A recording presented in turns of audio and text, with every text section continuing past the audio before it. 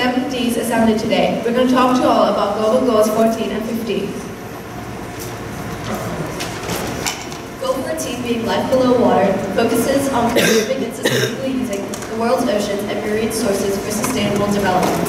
And Goal 15, being life on land, puts emphasis on the importance of protecting, restoring, and promoting sustainable use of terrestrial ecosystems and sustainably managing forests, as well as preventing desertification, the process of previously fertile land becoming desert as a result of excessive drought, farming, or deforestation, to halt and reverse land degradation, the wearing down of rock, and to halt biodiversity loss from human influences such as hunting and fishing. Why are these goals an issue? Goal 14, life below water. 70% of our planet is oceans. They play a vital role in the ecosystem, providing habitats, food, and many species. Without them, we cannot survive. However, over 30% of marine life has been destroyed, and 16% of major ecosystems are endangered. This is mainly a result of human factors, such as industrial waste, chemicals, untreated sewage, oil spills, plastic, and climate change. Chemicals and plastics usually don't decompose naturally and are ingested by marine life. Bioaccumulation, the passing of these toxins up the food chain, then has detrimental effects on all species, including us. For example, by the time they reach polar bears, they are 13 billion times more contaminated than their environment. Furthermore, acidification, caused by carbon dioxide, which is released by the burning of forests and fossil fuels, dissolves in the oceans, changing the pH and harming sea life, such as coral reefs. Overfishing also strips the oceans of biodiversity, and many people rely on sea life for food. So, the remaining 30% of Earth is land, except we are ruining it. Climate change being the umbrella term for it all. Some of the main contributing factors are deforestation, the burning of fossil fuels.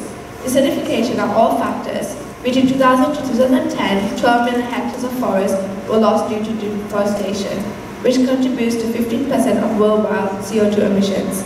In Singapore, 22 out of 23 food suppliers use palm oil in their cooking.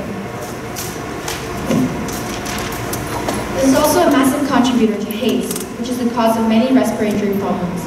Desertification is the process where fertile land becomes desert as a result of overgrazing, drought, or deforestation.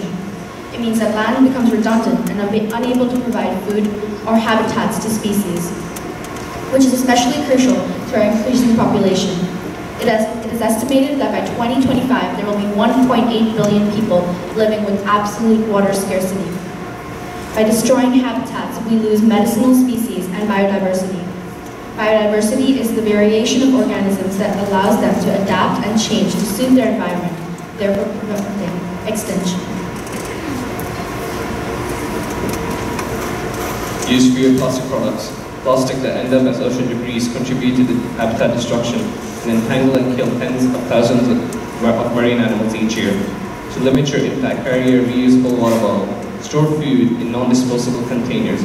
Bring your own reusable bag when shopping, or recycle whenever possible. Don't purchase items that exploit marine life. Certain products contribute to the harming of fragile coral reefs and marine populations. Avoid purchasing items such as coral jewelry and tortoise shell hair accessories made from hawksbill turtles and shark products. Global Goal 15. The SDGs aim to conserve and restore the use of terrestrial ecosystems such as forests, wetlands, drylands, and mountains by 2020. Halting deforestation is also vital to mitigating the impact of climate change. Urgent action must be taken to reduce the loss of natural habitats and biodiversity, which are part of our common heritage. Save the rainforests, aka putting a stop to deforestation and promoting reforestation. Making sure ecosystems like forests, wetlands, and mountains are conserved, restored, and made sustainable. Preventing extinction of threatened species, because we can't lose out on this. To meet the expectations for Global Goal 14, we have to protect life below water by reducing and preventing pollution, protect water ecosystems such as coral reefs, and end overfishing and illegal fishing like shark fishing, which is an endangered species. Following that, we need to develop fishing communities and practice sustainable fishing techniques. Scientific cooperations need to increase knowledge and minimize ocean acidification, and after that, we have to maintain international laws. As for Global Goal 15, we have to stop destroying animal habitats by reducing deforestation and to protect and preserve ecosystems. We also have to combat desertification and reverse degradation. Following that, end the threats to endangered species such as tigers and lions and protect biodiversity. Now we would like to share a video in light of Dyslexia Day.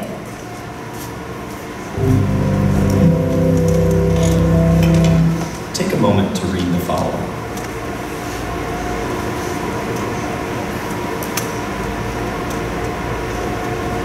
How was that? Frustrating? Slow? What were those sentences about?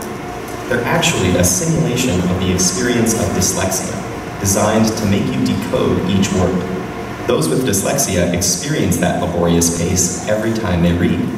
When most people think of dyslexia, they think of seeing letters and words backwards, like seeing B as D and vice versa, or they might think people with dyslexia see saw as was. The truth is, people with dyslexia see things the same way as everyone else. Dyslexia is caused by a phonological processing problem, meaning people affected by it have trouble not with seeing language, but with manipulating it. For example, if you heard the word cat and then someone asked you, remove the C, what word would you have left? At. This can be difficult for those with dyslexia. Given a word in isolation like fantastic, students with dyslexia need to break the word into parts to read it. Fan-tas-tic. Time spent decoding makes it hard to keep up with peers and gain sufficient comprehension. Spelling words phonetically like S-T-I-K for stick and F-R-E-N-S for friends is also common. These difficulties are more widespread and varied than commonly imagined. Dyslexia affects up to 1 in 5 people. It occurs on a continuum. One person might have mild dyslexia, while the next person has a profound case of it. Dyslexia also runs in families. It's common to see one family member who has trouble spelling, while another family member has severe difficulty decoding even one-syllable words like catch. The continuum and distribution of dyslexia suggest a broader principle to bear in mind as we look at how the brains of those with dyslexia process language. Neurodiversity is the idea that because all our brains show differences in structure and function, we shouldn't be so quick to label every deviation from the norm as a pathological disorder, or dismiss people living with these variations as defective.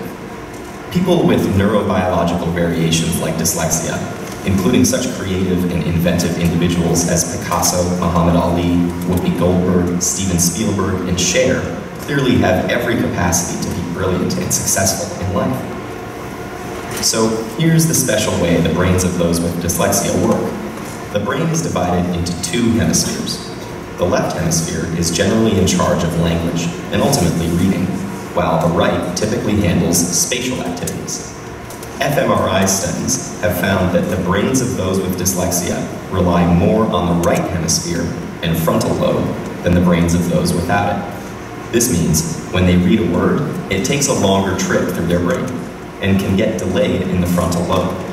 Because of this neurobiological glitch, they read with more difficulty. But those with dyslexia can physically change their brain and improve their reading. With an intensive multisensory intervention that breaks the language down and teaches the reader to decode based on syllable types and spelling rules, the brains of those with dyslexia begin using the left hemisphere more efficiently while reading, and their reading improves.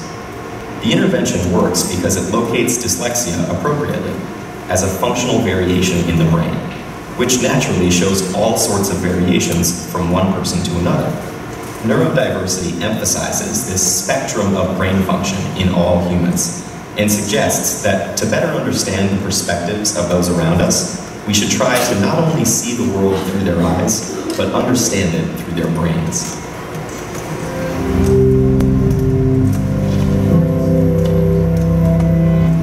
Thank you for listening and hope you enjoyed. Also, don't forget to come visit our tent on UN Day. Happy Dyslexia Day.